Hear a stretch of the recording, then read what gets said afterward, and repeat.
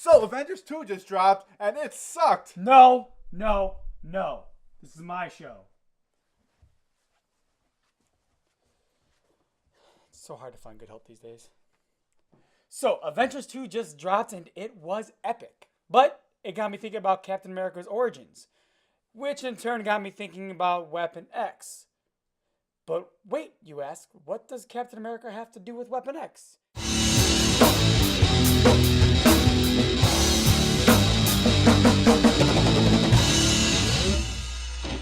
Hey everybody, and welcome to Blank Panels. I am your host, John Wiley, and what you might not know is that Weapon X is actually part of a bigger program called the Weapon Plus program. So, let me start this out with a brief rundown on what actually started the Weapon Plus program. So, back in the 1940s, the existence of mutants wasn't exactly well known, but a few individuals feared that they would replace humans as the main peeps of this world, and so they decided just, let's kill them all. Every one of them. Dead. And so, Weapon Plus was born. Also not known to everybody else in the Weapon Plus program was that John Sublime was actually the mastermind behind the Weapon Plus program, and he was actually the host body for a sentient bacteria. This bacteria lived in all living things but could not infect mutants.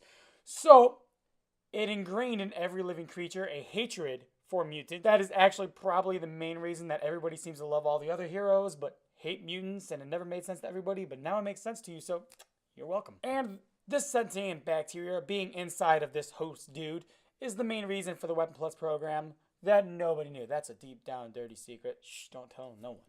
The first one was Weapon Zero, and truthfully, it's confidential. We don't know nothing about it. They don't know nothing about it, so I ain't telling you anything. But it was the lead up to Weapon 1, but you probably know that better as Project Rebirth. Project Rebirth is probably pretty familiar to you guys, as it was what created Steve Rogers, the super soldier, better known as Captain America. The formula's creator, Abraham Erskine, was unfortunately murdered directly after the creation of Captain America, and took with him the secrets of the formula. Two other subjects were tested on during this period: Clinton McIntyre, aka Protocide, who was placed in suspended animation, and Queen, the first mutant experiment. Some early attempts to recreate this formula caused some African American super soldiers, most notably Isaiah Bradley. Over 300 experiments were performed with only 5 test subjects surviving. Now, Weapon 2, we really don't know anything about other than it was done on animals, or so Phantom X says. Weapon 3 is a mutant known as Barrister, or the Skinless Man, with the amazing power of sentient skin. That's right, sentient skin. That means his skin could do things that it was not supposed to be able to do. He joined with Weapon Plus,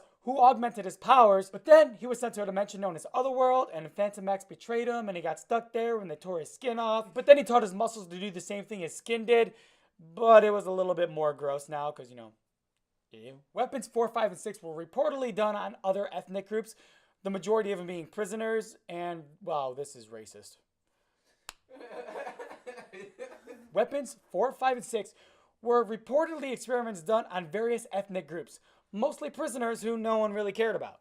Weapon 7, also known as Project Homegrown, did produce a successful experiment known as Nuke. Nuke had armor implants and other cybernetic doohickeys inserted under his skin, making him almost more robot than human. He was also tortured by Wolverine, where he had the American flag very patriotically carved into his face. That's about all I got for Nuke. Sorry guys. You want to learn more? Look him up. Moving on. Weapons 8 and 9 involves kidnapping. That's right, kidnapping. But not much else is known really about this stuff, so we're moving on again, bringing us to Weapon X. Now, Weapon X has a lot of history in of itself, as it branched off and did its own thing. So we will be doing a video on this, just not in this video. In this video, I'm just going to give you as much detail as I can, very, very condensed. So, for a quick run through, the goal of Weapon X was to create living weapons for military use, and in this they had some successes like Wolverine. Bonding adamantium to James Howlett's skeleton, tied in with his healing factor, made him practically indestructible. Other notable subjects include Sabretooth, Silver Fox, Kestrel, Maverick, and Mastodon. The entire team did receive treatments from Wolvie's healing factor. However, after facing Omega Red, the team was disbanded. But not to worry, as they did get a consolation prize in the form of memory wiping and brainwashing, courtesy of Cyborg. But John, you say, what about Deadpool, you ask?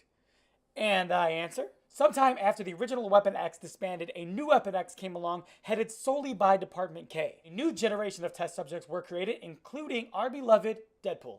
Many subjects were experimented on in order to recreate Wolverine's healing factor. Most of these experiments were failures, but the survivors were sent away and held in captivity. That is until they were freed by Deadpool, whose healing factor had kicked in. It didn't fix his cancer-ridden, horribly mutilated body, and that's why he looks the way he does, but he did free those guys. So, he has his nice guy moments.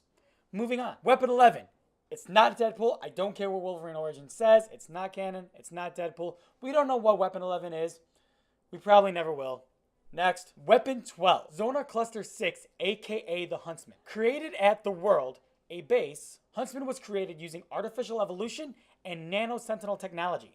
But he was destroyed by Phantom X with the help of Jean Grey and Professor X. Huntsman was created to be part of the Super Sentinels, a mutant hunting team created by John Sublime. You know, that sentient bacteria dude? Yeah, that guy. Weapon 13. Charlie Cluster 7, known as Phantom X. He was also created at the World with nano-sentinel technology, and like the Huntsman, he also rebelled against his creators.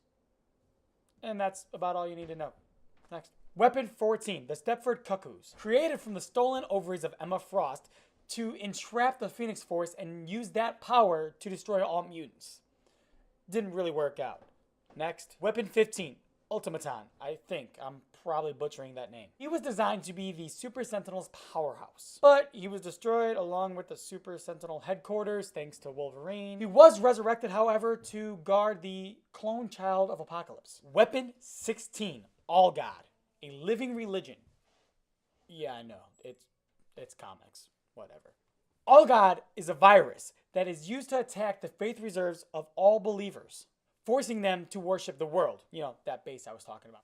Wolverine, Phantom X, and Novar force the world, which had become sentient at this point, to shut down all weapons and the All God virus along with it. Bringing us to the final weapon project, Weapon Infinity, better known as Project Deathlock. The goal of Project Deathlock was to create a cybernetic military force using a cyborg conversion of ordinary peeps and superheroes. Now, I know that was a lot to take in, and a lot of it was streamlined and a lot of it was cut out because the Weapon Plus program is huge and there's so many different things to cover. And I tried to make it as clear and concise as I could. I apologize if there was anything I left out or missed. If I did miss something crucial, let me know in the comment section below. And if you like what you see, you can go ahead and hit that subscribe button because we have more content coming your way.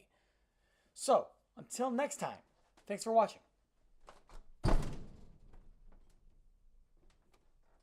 What the fuck?